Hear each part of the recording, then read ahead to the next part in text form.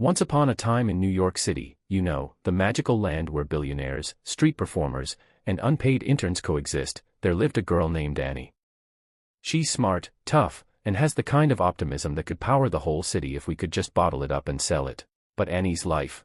Yeah, it's not exactly a musical fairy tale. She lives in foster care with Miss Hannigan, a washed-up, bitter woman who treats the girls like unpaid roommates. Miss Hannigan's dream is to be famous, but she's more famous for her drinking habits and her constant screaming. Annie's the glue that keeps the other foster girls sane, even though she's basically raising herself while Miss Hannigan is busy threatening to call child services on herself. Annie's biggest hope? Finding her parents.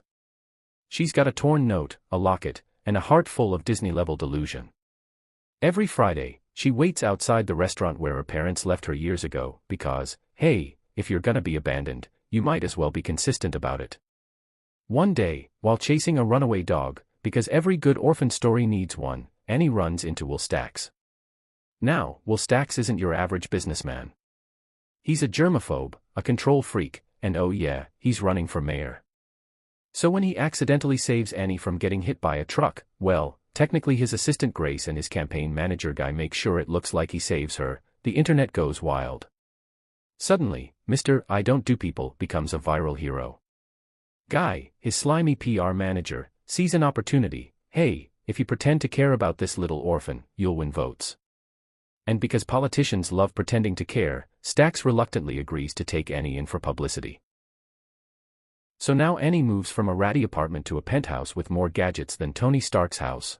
She's got touchscreen walls, a robot vacuum, and enough food to feed every foster kid in New York. Stacks is trying to look like a caring dad, but he's about as natural at parenting as a toaster trying to play basketball.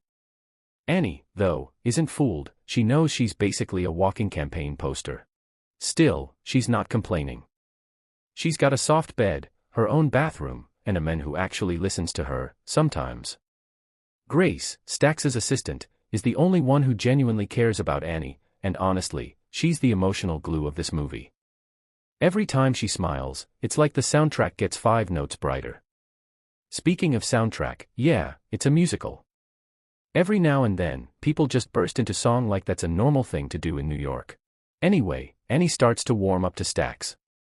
She sees past his money and arrogance and finds that, deep down, he's just a lonely man with Wi-Fi. Stacks, meanwhile, starts catching feelings too, fatherly feelings, of course, and he even starts enjoying human contact. Gross, I know. Things seem perfect until, of course, they're not. Remember Guy, the campaign manager with the moral compass of a GPS on low battery? He decides that Annie's real parents could be great PR material. So he hires 2 actors to pose as Annie's mom and dad, planning to reunite them for maximum media attention. Meanwhile, Miss Hannigan gets suspicious. She might be a mess, but she's not stupid, or at least, not that stupid. When Guy bribes her to play along, she goes with it, until she realizes that maybe, just maybe, she's crossing a line. You know it's bad when even Miss Hannigan grows a conscience. Annie's devastated when she thinks her parents finally came for her, and then finds out it's all fake. She runs away, because of course she does, and cue the emotional montage with sad pop music. Stacks ditches a big fancy event to go after her. He may be a germaphobe, but he's about to chase a kid through the dirtiest parts of New York. That's character growth. Eventually, Stacks tracks down the fake parents and rescues Annie, proving that, yes, billionaires can sometimes have hearts. He also fires Guy, who tries to act like this was all a misunderstanding. Spoiler, it wasn't. Stacks publicly admits that his campaign was built on lies, well, one particular lie, but still.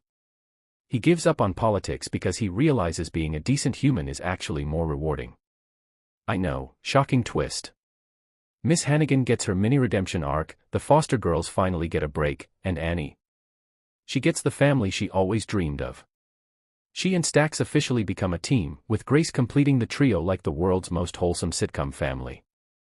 The movie wraps up with one final musical number, because of course it does, where everyone dances like rent is due tomorrow. Annie's smiling, Stacks is happy, and Miss Hannigan, well, she's probably still singing somewhere off-key. And that's Annie, 2014, the modern retelling nobody asked for, but everyone kind of needed. Because in the end, it's not about money, politics, or viral fame. It's about family, hope, and the power of believing things will get better, even if you're living with someone who disinfects his own shadow. So yeah, Annie might not have found her real parents, but she found something even better, people who actually care. And for her, that's the happiest ending there is. Outro. And that's the story of Annie, 2014, a movie that proves no matter how cynical you are, a kid with a big smile and a bigger voice will melt your cold, capitalist heart. Whether you love musicals or just enjoy watching billionaires get emotional, this one's got something for everyone. Now, go wash off that unexpected wave of optimism, because if Annie taught us anything, it's that tomorrow is always just one catchy song away.